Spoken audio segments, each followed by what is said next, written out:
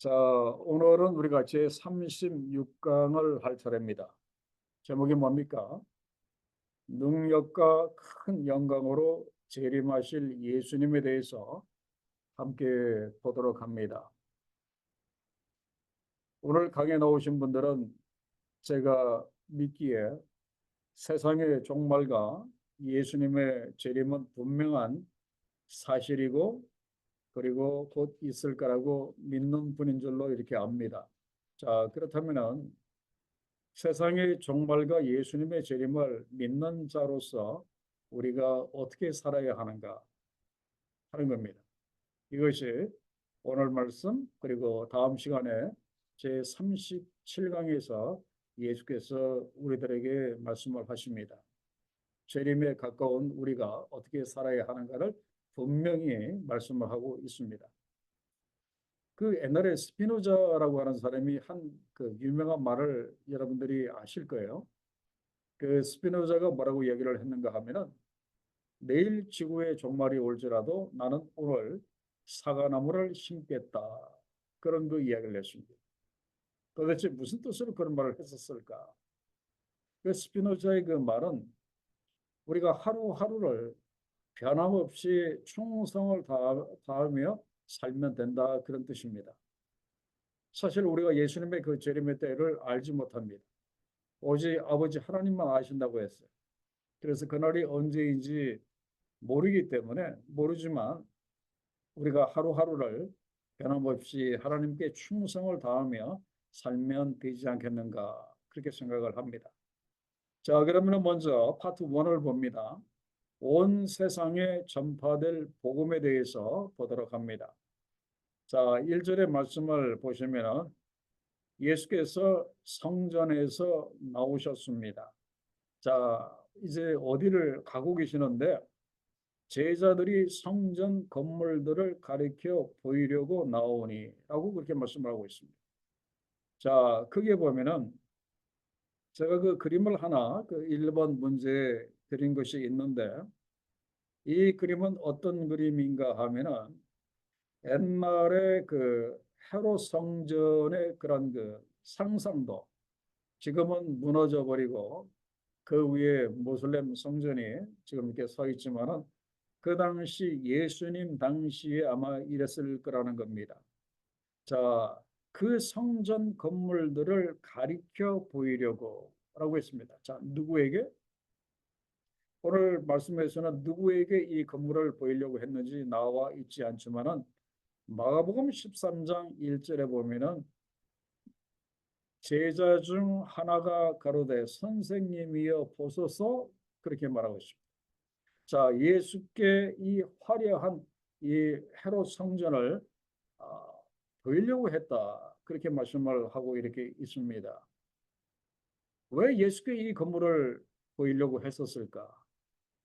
그리고 제자들은 이 성전 건물에 왜 이토록 관심이 이렇게 많았을까?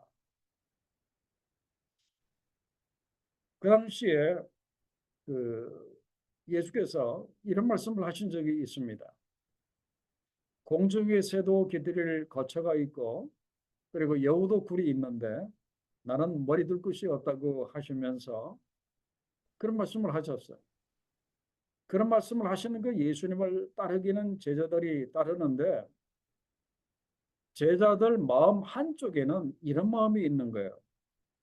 자기들도 이렇게 멋있는 이 건물 안에서 그 다른 유대 종교 지도자들처럼 자기네들도 이 멋있는 이 건물 안에서 요즘 말로 말하면 폼나게 그렇게 사역을 하고 싶었던 겁니다. 왜 제자들이 그 마음속에 이런 마음이 없었겠습니까? 누구나 다 이런 그 생각을 이렇게 할 수가 이렇게 있습니다. 더군다나 제자들은 예수님이 이스라엘의 왕이 될 걸 지금 기다리고 고대하고 있는데 그분이 이스라엘의 왕이 되면은 이 성전과 그리고 그 옆에 또 큰 또 왕국 안에서 그 예수께서 그 나라를 다스리시면 자기네들도 이렇게 좀 멋있게 사역을 하고 싶었던 마음이 없지 않아 이렇게 있었었다 하는 겁니다. 그 제가 참고로 드린 그 말씀을 이렇게 보시면은 그때 그 제자가 예수님에게 보이려고 했던 이 성전이 헤롯 성전입니다.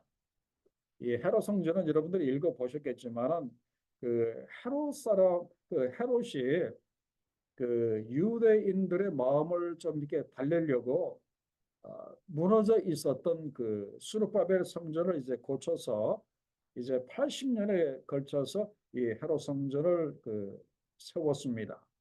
그런데 거기에 보면 이렇게 나와 있지만은 그 성전의 주인이신 하나님을 믿지 않은 불신의 결과로서 이 성전은 그저 죽은 건물로 존재하다가 언제 완전히 무너지게 되었는가 하면은 AD 70년에 로마에 의해서 완전히 이렇게 무너지고 이렇게 말았습니다.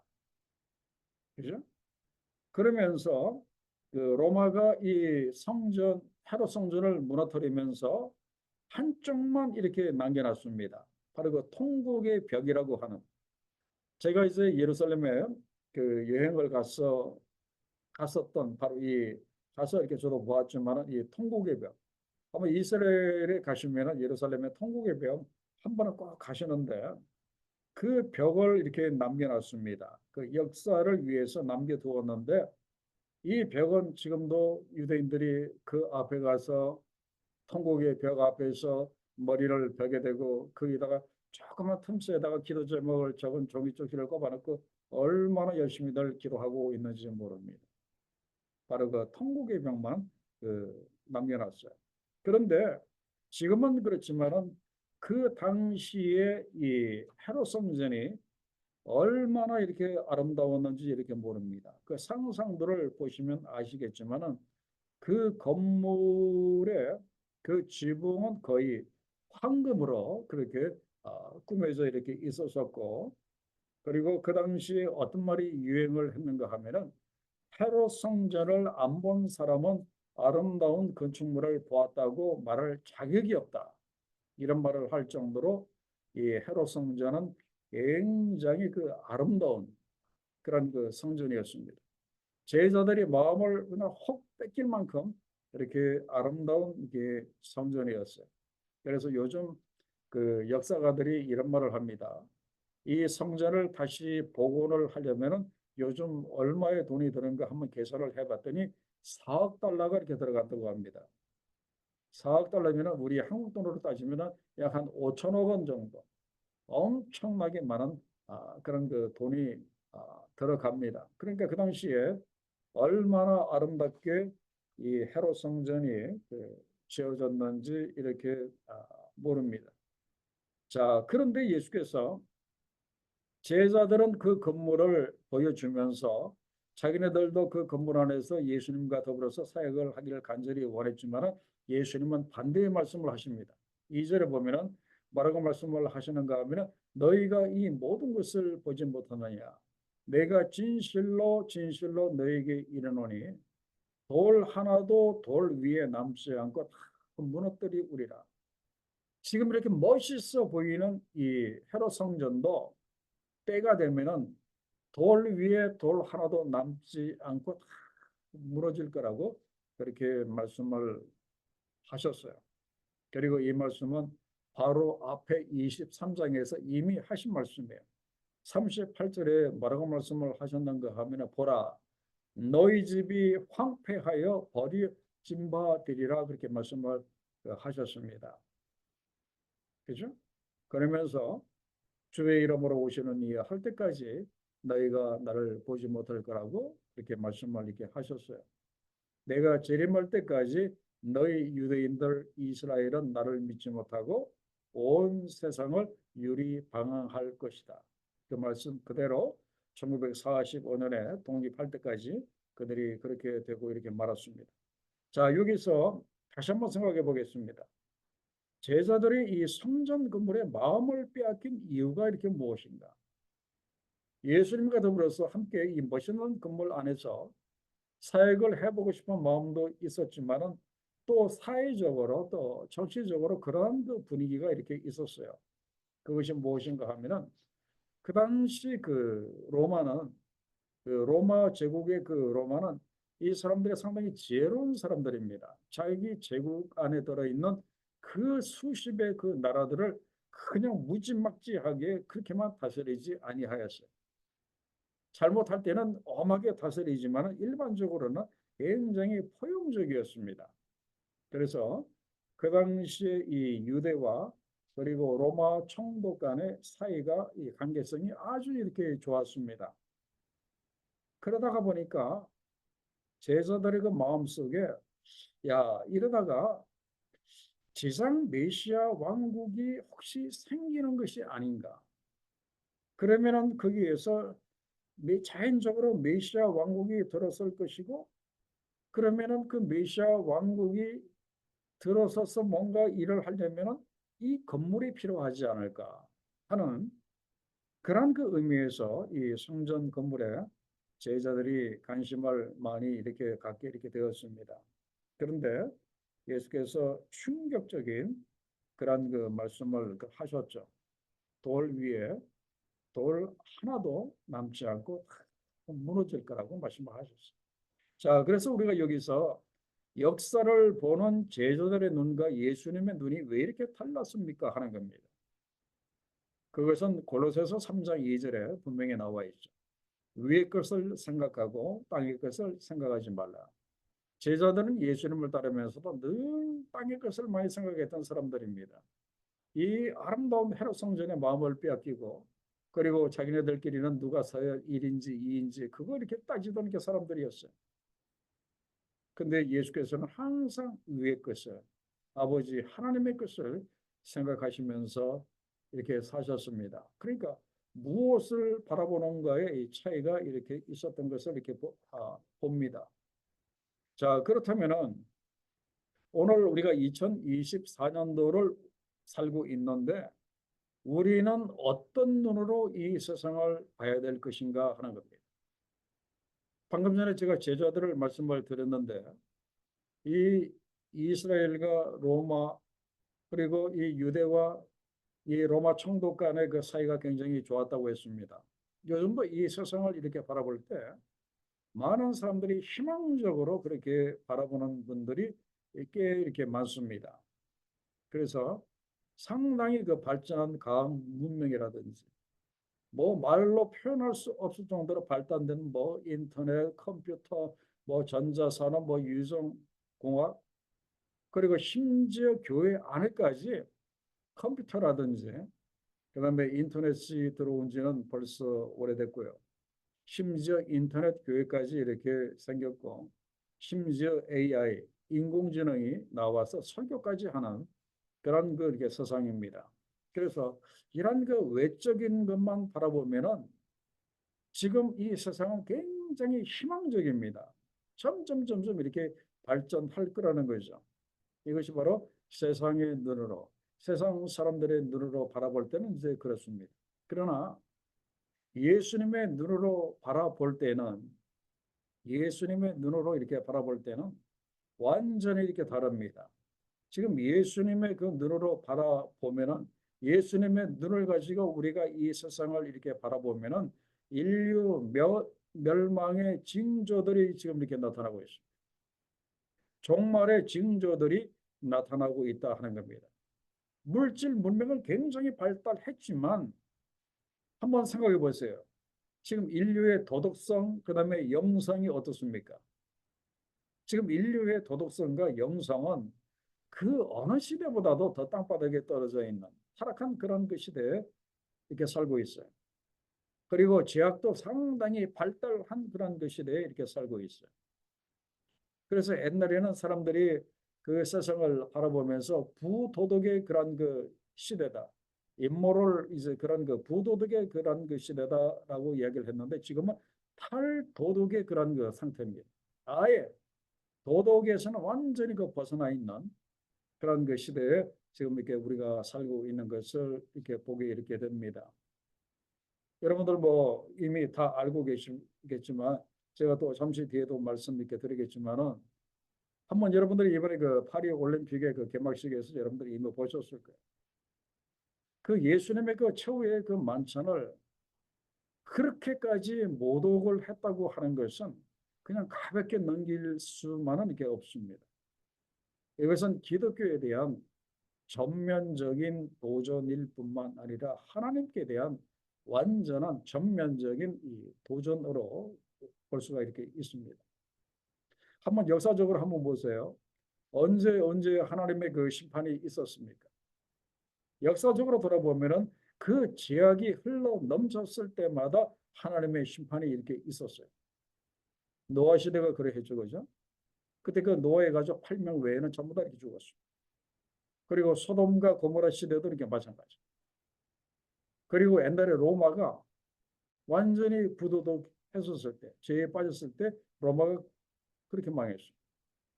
지금도 이렇게 올림픽 개막식과 같은 그런 그 모습들이 점점 이렇게 나타나는 것을 이렇게 보면은 하나님의 그 심판의 때가 그렇게 멀지 않았음을 우리가 이렇게 보게 이렇게 됩니다. 자, 이렇게 세상을 보는 역사를 보는 제자들의 눈과 예수님의 눈에 이렇게 다른데 우리가 여기서 우리가 그 가져야 할 눈이 바로 이겁니다. 예수님의 눈으로 우리가 세상을 볼 수 있어야 한다 하는 겁니다. 말씀의 눈으로 우리가 세상을 볼 수 있어야 한다 하는 겁니다. 자, 그러면은 자, 3절의 말씀을 보면은 예수께서 지금 어디 산 위에 지금 앉으셨을 때라고 했습니까? 이 올리브 마운틴, 이 감난산 위에 앉으셨을 때. 자, 이 사진을 이렇게 보시면은 바로 여기가 사진 바로 그 밑부분이 감난산이에요.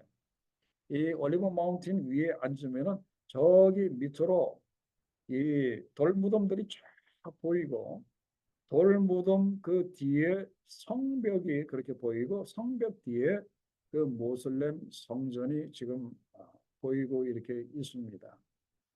바로 그 자리에 지금 그 헤롯 성전이 지금 이렇게 이때는 서 있는데요. 그걸 바라보면서 제자들이 무엇을 물어보는가 하면은 어느 때에 이런 일이 있겠사오며.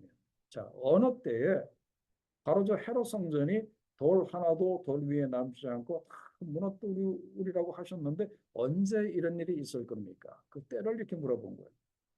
그리고 주의 임하심, 다시 재림하실 그때에 그 세상 종말의 끝에는 무슨 징조가 있사오리까? 지금 제자들이 궁금해서 저 헤롯 성전이 무너질 거라고 하니까 궁금하죠. 언제 그런 일이 있을 것인지 궁금합니다. 자, 그렇게 물어보니까 예수께서 세상 끝날에 임할 징조를 말씀하셨어요.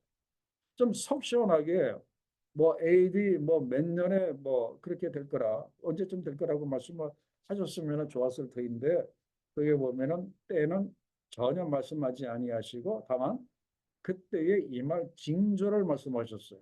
자, 그때 무슨 징조가 있을 거라고 했습니까? 거기에 보면은 많은 사람이 내 이름으로 와서 나는 그리스도라 하여 많은 사람을 미혹할 거라고 했습니다.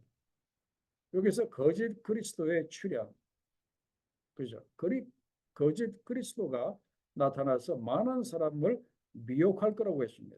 여기서 이 미혹한다고 하는 이 말의 뜻이 무엇인가 하면은 미혹이라고 하는 것은 근본적인 하나님의 진리에서 떠나게 하는 것이 바로 미혹입니다. 그때 거짓 그리스도들이 나타나서 이상한 말로 사람들을 그 혼란을 줘서 사람들로 하여금 근본적인 하나님의 진리에서 떠나도록 이제 그렇게 만들 거라 하는 겁니다. 자, 거짓 그리스도의 그런 그 거짓 그리스도를 그 조심하라라고 그렇게 말씀을 하셨는데 사실 요즘 우리가 살고 있는 이 세상을 이렇게 바라보면은 우리가 지금 사실 솔직히 가장 걱정되는 것 중에 하나가 이렇게 뭡니까? 옛날에 그 코비드 때문에 엄청나게 많은 사람이 죽었을 때 코비드 굉장히 이렇게 두려웠습니다. 나는 코비드 조심하자, 또 조심하라. 그리고 요즘은 또 여러 가지 뭐 러시아 우크라이나 전쟁이 끝날 것 같지 않고 다시 중동에 또 이상한 또 전쟁의 기운이 이렇게 보니까 사람들이 혹시 큰 전쟁이 일어나지 않을까 하는 이런 그 두려움이 있어요. 그래서 요즘 사람들은 뭐 전쟁을 뭐 주의하라. 다시 또 코비드가 또 기승을 부리는데 그걸 조심하라. 요즘 사람들의 관심은 이제 온통 거기에 가 있어요. 그런데 예수님은 뭐 핵을 조심하라, 전쟁을 조심하라, 코비드를 조심하라 라고 말씀하지 아니하시고 무엇을 조심하라고 말씀을 하셨는가 하면은 거짓 그리스도를 조심하라고 이렇게 말씀을 하셨어요. 왜 그런가 하면은 거짓 그리스도는 사람의 영혼을 파멸시키기 때문에 그렇습니다. 우리로 하여금 근본적인 하나님의 진리에서 떠나서 망하게 하기 때문에 우리가 가장 조심해야 할 것이 바로 거짓 그리스도의 미혹입니다. 그자가 와서 하는 그 말에 우리가 정말 조심해야 한다 하는 겁니다. 요즘 여러분들이 느끼시겠지만은 요즘 교회들이 굉장히 많이 없어지고 있습니다. 그리고 교인들이 많이 교회를 따라가고 있습니다. 그리고 요즘 점점 주일학교가 없는 이 교회들이 점점 이렇게 많아지고 있습니다. 그러다가 보니까 이 이단들이 사단 마귀를 등에 업은 이 이단들이 이 틈을 얼마나 이렇게 누리고 있는지 이렇게 모릅니다. 그죠? 뭐 몰몬이라든지 뭐 여호와 증인 뭐 엘리야 선교의 뭐 박옥수라든지 신천지 이런 사람들이 나와서 하는 말이 무엇인가 하면은 걱정하지 말라 이거예요. 걱정하지 말라. 걱정하지 말라. 특히 여호와 증인들, 몰몬교. 아직 이 땅에서의 그러한 그 평화와 그리고 안전을 누리면서 우리가 편히 살 수 있다 하면서 그 이상적인 그런 그 유토피아를 이제 그 사람들이 이렇게 제시를 하고 이렇게 있습니다. 그리고 또 한 가지는 무엇인가 하면은 그 뉴 에이지 무브먼트 여러분들 아시죠? 이 뉴 에이지 새 시대 이 운동이라고 하는 것도 이렇게 마찬가지예요. 이 사람들도 다 그쪽으로 그렇게 이야기를 하고 있습니다. 그래서 예수께서 지금 말씀하시는 것이 거짓 그리스도의 출현을 조심하라라고 말씀을 하셨어요. 그리고 세상 끝날에 임할 두 번째 징조가 무엇인가 하면은 재난의 연속입니다. 재난의 연속. 그 6절 이하의 7절까지의 그 말씀을 이렇게 보시면은 전쟁과 기근과 그리고 지진 같은 재난을 말씀을 하시는데 이것이 연속적으로 일어날 것을 말씀하셨어요. 그런데 중요한 것은 무엇인가 하면은 연속적으로 일어날 뿐만 아니라 그 주기가 굉장히 짧아지고 있다 하는 겁니다. 기근이 있다가 또 금방 기근, 또 지진이 있다가 또 금방 이렇게 지진, 또 전쟁이 있다가 또 금방 이렇게 지진. 전쟁이라든지 기근이라든지 지진이 그 주기가 지금 굉장히 지금 이렇게 짧아지고 이렇게 있습니다. 그런 그 시대에 지금 이제 우리가 이렇게 살고 있습니다. 그런데 이러한 이 징조들이 무엇에 불과하다고 말씀하셨습니까? 이런 일은 반드시 있을 거라고 하는 거예요. 세상의 종말이 오기 전에 틀림없이 전쟁과 그리고 기근과 그리고 지진이 있을 건데 이것들의 주기가 굉장히 빨라지고 그리고 그 정도가 엄청나게 강해질 거라는 것을 지금 말씀을 하셨어요. 이런 일이 반드시 있을 것이다. 그러나 그 끝은 아직 아니라고 이렇게 말씀을 하셨고 그리고 이러한 모든 것이 무엇의 시작? 재난의 시작이라고 그렇게 말씀을 하고 계십니다.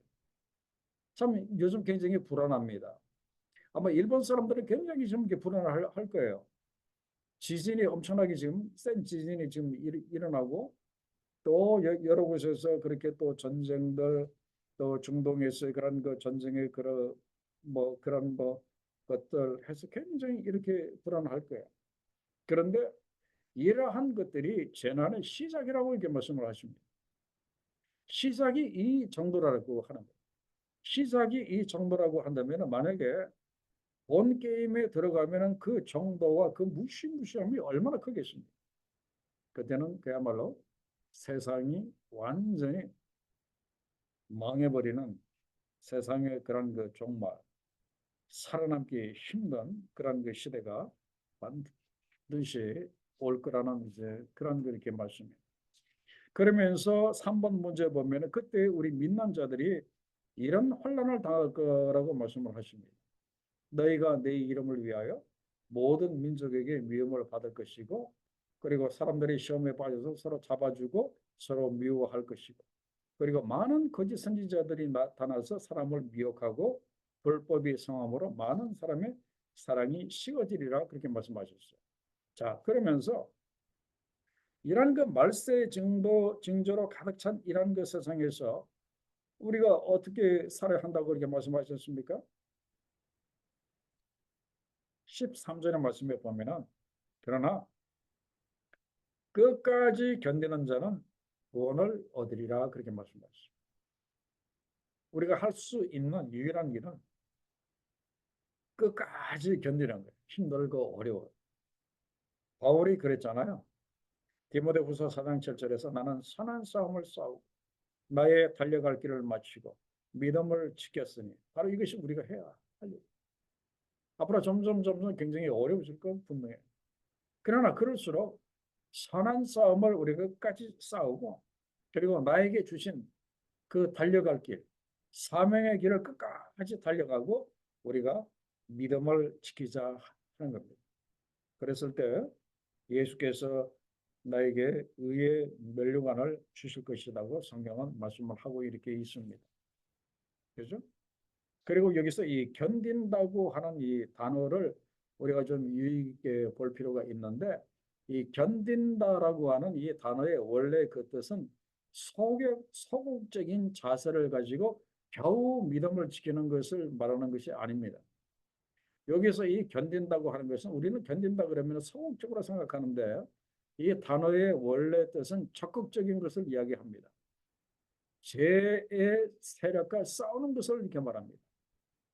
이 죄의 거센 탕류가 나한테 막 몰려오면은 내가 말씀을 붙잡고 내가 기도하면서 그 죄의 탕류와 적극적으로 싸우는 것을 그 이야기합니다. 그러니까 마지막 때는 이 소극적으로 견디는 자가 이기는 것이 아니라 적극적으로 싸우는 자가 이기는 것임을 우리가 분명히 알아야 됩니다. 자, 그러면 세상의 끝이 언제 온다고 했습니까?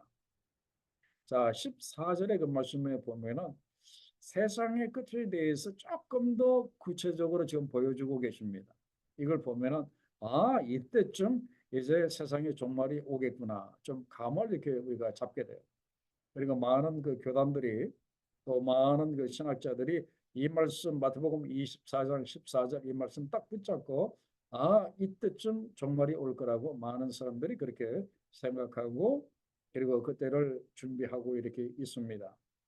지금 제가 속해 있는 이 교단이 CNM의 그 교단인데 우리 교단 선교의 기본이 되는 말씀이 바로 이 마태복음 24장 14절의 말씀이에요. 이 천국 복음이 모든 민족에게 증거되기 위하여 온 세상에 전파되리니 그제야 끝이 오리라. 자, 이 말씀으로 예수님의 재림을 준비하는 사람들이 사용하는 단어가 미전도 종족이라고 하는 말을 많이 사용을 합니다. 아직까지 전도를 받지 못한 종족이 세상에 수천의 그런 그 종족들이 있는데 그 모든 미전도 종족에게 복음이 전파되면은 그때 주님이 오신다고 하는 거예요. 그래서 가능하면은 이 세상에 있는 미전도 종족의 수를 줄이자 이런 사역을 하자 하면서 그 사역을 하는 교단, 그 사역을 하는 단체들이 굉장히 이렇게 많습니다. 그래서 이 말씀을 이제 우리 CNM의 교단도 교단 선교의 기본에 되는 말씀이 이건데 모든 교회가 할 일을 여기서 찾았어요. 그것이 무엇인가 하면은 세상에 나가서 선교를 하면서 미전도 종족에게 복음을 전하는 것이 우리가 할 일이다. 그래서 우리 CNM의 이 교단은 하나의 미전도 종족이라도 구하기 위해서 이미 예수 그리스도의 복음이 들어간 곳에는 선교사를 보내지 않았어요. 선교사가 없는 곳에다가 계속해서 이렇게 선교사를 이렇게 보내왔습니다. 그래서 이 말씀에 보면은 모든 미전도 종족에게 그리스도의 복음이 전파가 다 되면은 그제야 끝이 오리라. 그때 주님이 오신다라고 말씀을 하셨어요. 그래서 이 말씀이 그래도 가장 우리들에게 이 종말의 때가 언제인지 보여주는 그런 그 말씀이다 할 수가 이렇게 있겠습니다. 자, 그다음에 파트 2를 봅니다.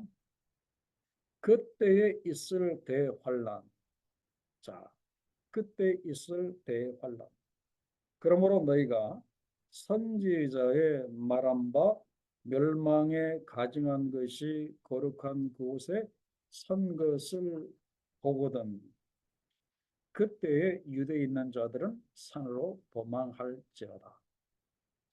자, 이 말씀을 이렇게 보면은 그 종말의 때에 무슨 일이 가장 특이하게 일어날 것인가를 지금 보여주고 계시는데, 자, 멸망에 가증한 것이 거룩한 곳에 서 있는 그림을 한번 보세요.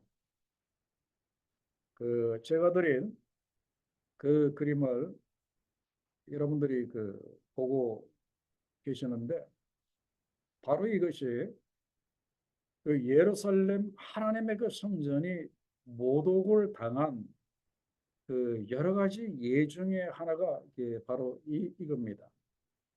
자, 그 그림을 이렇게 보시면은 그 예루살렘 성전의 그 성소에 그 제우스 신상이 거기에 이렇게 있습니다. 그리고 그 앞에 그 구약에서 부정한 동물로 여기는 그 돼지의 그 피와 그리고 그 양으로 제사를 드리는 것이 아니라 돼지고기로 그렇게 제사를 그렇게 지내고 있고, 맨 오른쪽에 대제사장이 있고, 그리고 오른쪽에 시리아 사신이 바로 거기에 있는데, 이때가 언제인가 하면은, 자, 선지자 다니엘의 말한 바라고 그렇게 말씀을 하고 있는데, 다니엘서의 그 말씀에 보면은 다니엘서 11장 31절로 32절, 바로 그 참고로 드린 그 말씀이죠. 그 말씀에 나오는 건데, 이때가 언제인가 하면은 기원전 BC 175년입니다. 예수께서 오시기 175년 전에 그 안티오쿠스 에피파네스라고 하는 이 이자가 성소 안에다가 제우스 신상을 이렇게 세웠습니다. 그죠? 제우스 신상을 이렇게 세웠어요. 그리고 또 언제 또 이 성전이 그렇게 모독을 이렇게 당하는가 하면은, 그리고 난 다음에 AD 70년에 로마에 의해서 헤롯 성전이 완전히 이렇게 무너져 버립니다. 이것이 바로 그 두 번째라고 그렇게 볼 수가 있고, 그다음에 세 번째는 언제인가 하면은 AD 685년에 AD 500년에 마호멧이 이슬람, 이 모슬렘을 만들고 난 다음에 AD 685년에 바로 여러분들이 앞에 사진에서 보았던 것처럼 모슬렘 그 성전이 원래 그 하나님의 성전이 있던 그 자리에 세워졌어요. 그리고 난 다음에 지금까지 그 모슬렘 그 성전이 바로 그 자리에 이렇게 있습니다. 그러니까 보면은 멸망에 가증한 것이 거룩한 것, 원래 그 하나님의 그 성전의 그 자리에 선 것을 보거든. 지금 어떤 면에서 보면은 그 모슬렘 그 성전이 그 멸망에 가증한 것 아닙니까? 그것이 지금 거룩한 곳에 서 있는 그런 그 시대 가운데 지금 이렇게 우리가 살고 이렇게 있습니다. 그죠? 그리고 또 한 가지는 무엇인가 하면은 앞으로 이 적그리스도가 나와서 이런 일을 할 거라고 하는 거예요. 자, 적그리스도가 나와서 이제 무슨 일을 할 것인가 하면은 예루살렘을 이제 정복을 합니다. 이 적그리스도가 예루살렘을 정복하고 거기에다가 세계 정부를 이 적그리스도가 이렇게 세웁니다. 그래서 그 하나님의 그 자리에 적그리스도가 앉아서 세상을 지배하는 그런 그 시대가 이제 곧 올 거라고 하는 거예요. 그러니까 예루살렘에 세계 정부를 세우려고 하는 자가 곧 누구다? 적그리스도인 것을 우리가 이렇게 알 수가 이렇게 있습니다. 자, 그다음에 제가 이 멸망에 가증한 것이 선 것을 보거든. 이 말씀을 보면서 참 마음속에 와닿고 참 힘들고 어려웠던 거가 이렇게 있었어요. 그것이 무엇인가 하면은 같이 한번 이렇게 보도록 하겠습니다.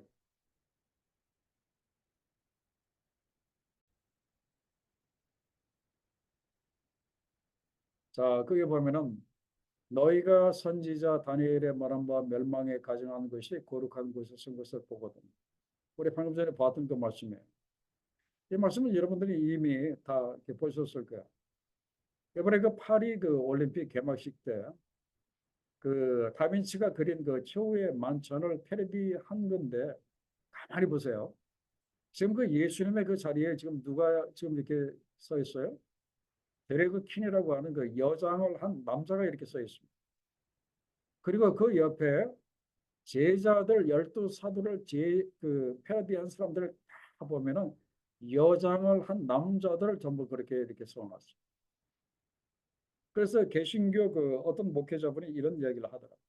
예수의 자리에 동성애를 상징하는 듯한 인물이 등장하는 것은 큰 충격이었다. 그러니까 예수님과 열두 사도들을 전부 다 이 게이로 그렇게 묘사를 했고 동성애를 하는 그 사람들 중에 그 여자 역할을 하는 그런 그 사람들로 그렇게 패러디를 하는 것. 그러면서 통통하는 것이 지금 유럽의 교회 그리고 프랑스의 그 교회를 생각하면 안타깝다. 그런 말을 그 했더라고요. 그다음에 이것도 이제 여러분들이 그 보셨을 거예요. 그 최후의 만찬을 패러디한 그 그림 앞에 그 사람들 앞에 지금 그 식탁 위에 최후의 만찬이면 식탁 위에 뭐가 있어야 됩니까? 빵과 포도주가 있어야 되는데 누가 거기에 탁 올라가 있는가 하면은 전신 망사를 입은 채 그 그리스의 그 신 중에 하나인 디오니소스로 분장한 프랑스 가수가 지금 이렇게 누워 있어요. 예수께서 우리들에게 주시는 그분의 그 살과 피인 빵과 포도주가 있어야 할 그 자리에 지금 누가 이렇게 누워 있는가 하면은 이방신이 지금 이렇게 누워 있다. 이걸 이렇게 보면은 얼마나 지금 이 시대가 얼마나 이 시대가 이 종말의 때에 가까워 있는지 보게 이렇게 됩니다. 그래서 이럴 때 어떻게 하라고 했습니까? 오늘 16절 말씀에 보면은 이런 일들이 보이면은 그 유대에 있는 자들은 산으로 도망할지어다라고 이렇게 말씀을 하셨어요. 그러면서 이런 그때 우리가 힘써서 우리가 해야 할 일이 무엇을 위해서 기도하라고 했습니까? 20절에 보면은 너희의 도망하는 일이 겨울에나 안식일에 되지 않도록 기도하라고 했습니다. 왜 겨울에 이런 일이 일어나지 않도록 기도하라고 했는가 하면은 그 겨울이 되면은 이 요단강이 흘러 넘칩니다. 그렇기 때문에 도망가기가 굉장히 힘들어요. 그래서 이 마지막 그 종말이 겨울에 일어나지 않도록 이제 그렇게 기도하라고 했고, 그 다음에 마지막 이 종말이 이 안식일 날에 일어나지 않도록 기도하라고 했어요. 이건 무엇인가 하면은 그 유대인들은 안식일 날 어디 못 가잖아요. 꼼짝없이 당하니까 이 안식일 날 그리고 겨울에 이런 일이 일어나지 않도록 기도하라 그렇게 말씀을 하셨고, 그리고 하나님은 왜 환란의 날을 감하셨습니까? 라고 했는데 22절에 보면은 택하신 자들을 위하여 그 날들을 감해 주실 것이다 그렇게 말씀을 하셨어요.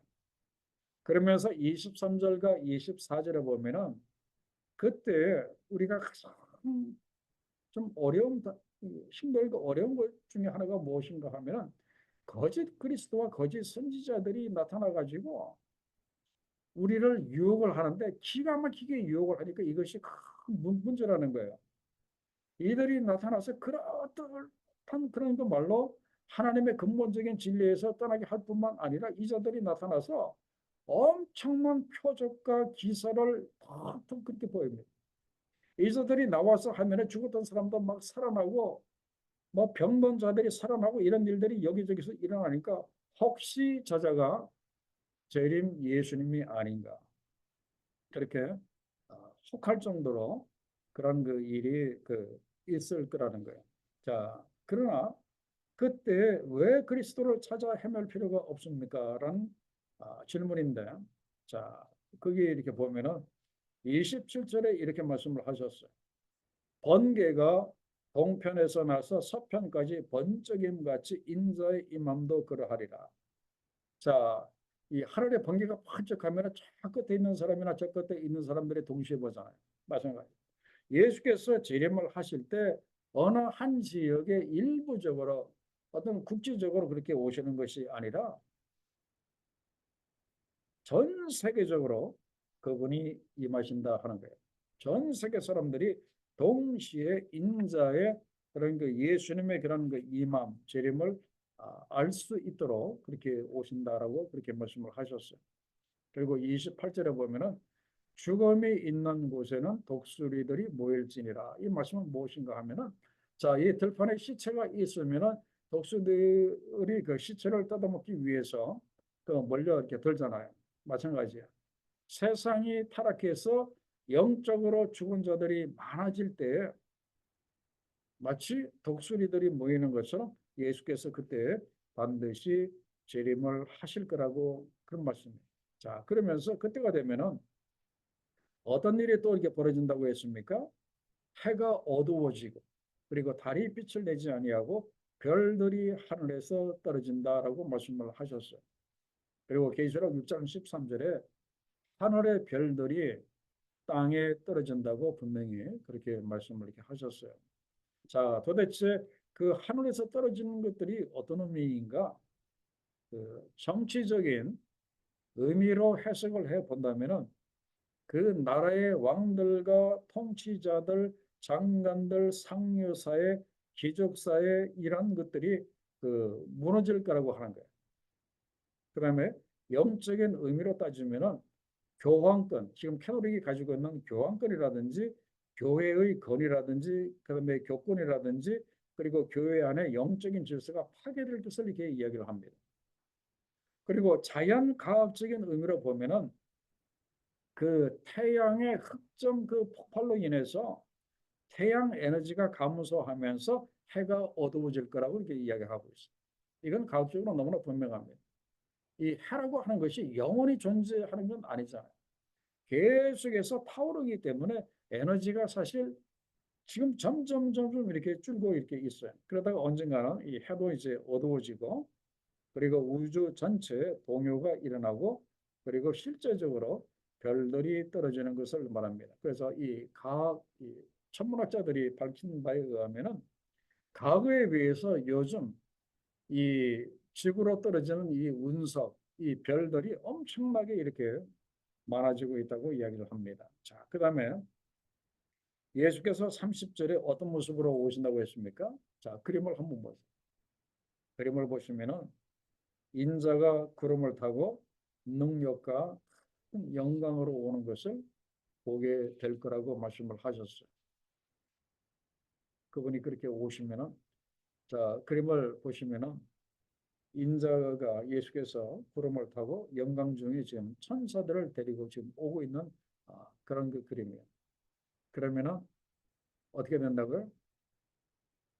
모든 사람들이 그 무릎을 예수의 이름에 꿇게 하시고 그리고 모든 입으로 예수 그리스도를 주라고 시인을 하면서 하나님 아버지께 영광을 돌리는 그런 그 날이 분명히 올 거라고 그렇게 말씀을 이렇게 하셨습니다. 그러면서 그분이 오셔서 무슨 일을 하신다고 했습니까?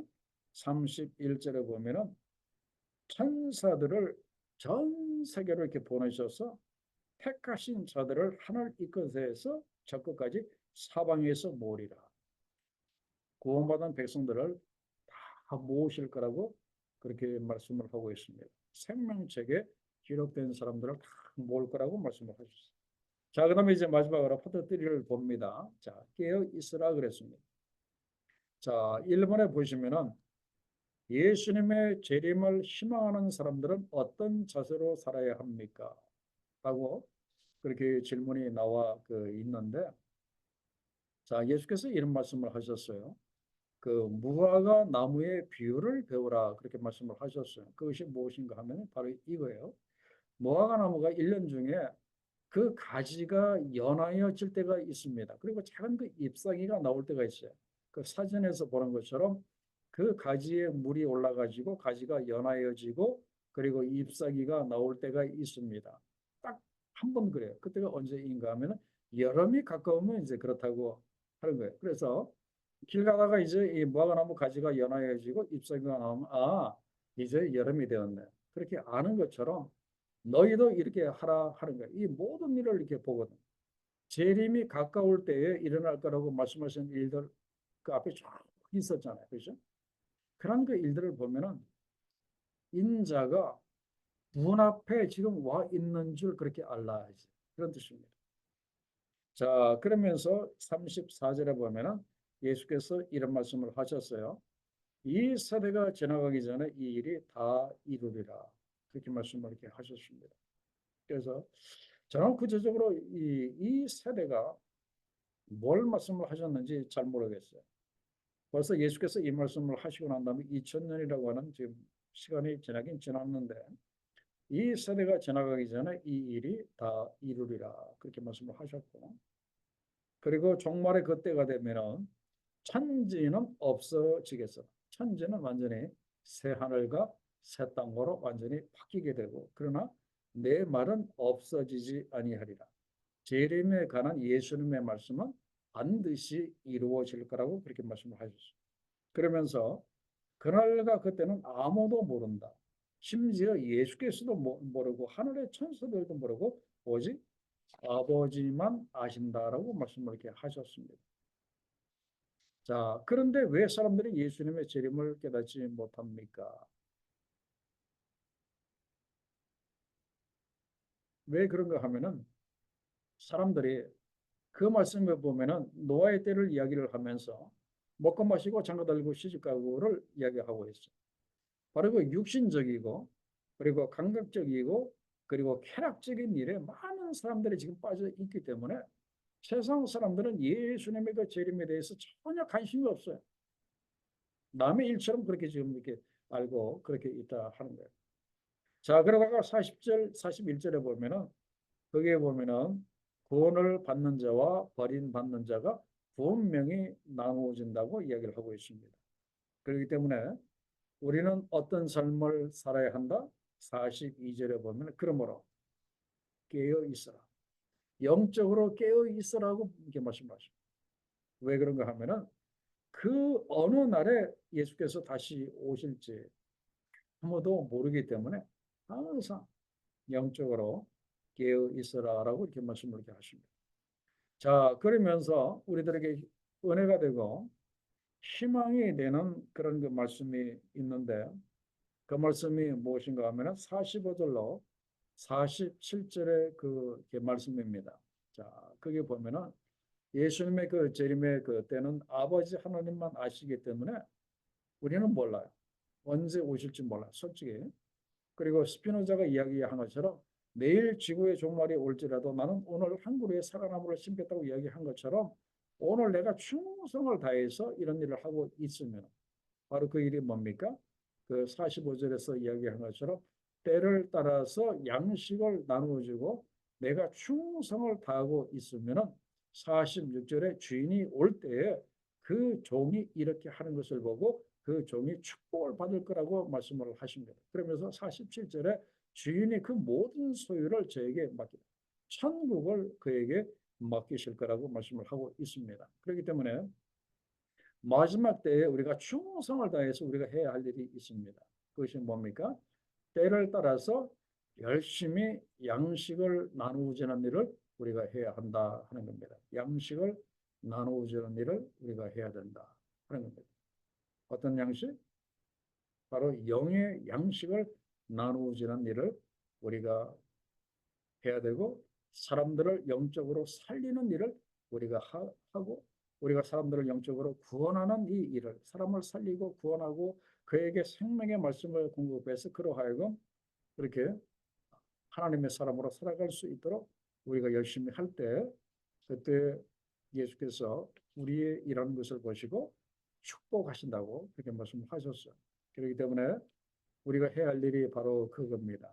충성스럽게 때를 따라서 양식을 나눠주는 이런 그 일을 우리가 하자 하는 겁니다. 그런데 만약에 이렇게 하지 않으면은 48절 이하에 보면은 그 양식을 나눠주지 아니하고 영의 양식을 나눠주지 아니하고 그 49절에 보면은 동물을 때리고 술 친구 들고 더불어 먹고 마시다가 하다가 보면은 어떻게 된다고 했습니까? 그때는 슬피 울며 이를 갈미 있으리라 그렇게 말씀하셨습니다. 자, 결론 및 적용을 이렇게 보겠습니다. 자, 결론 및 적용을 이렇게 보시면은 결론은 바로 이겁니다. 우리 하나님은 역사의 주관자이시다 하는 겁니다. 당연하죠. 역사의 이렇게 주관자. 그 역사의 주관자이신 하나님께서 지금 무슨 일을 하고 계십니까? 열심히 인류 구원의 그 역사를 그분이 가장 열심히 줄기차게 그 일을 지금 이제 이루어가고 이렇게 계십니다.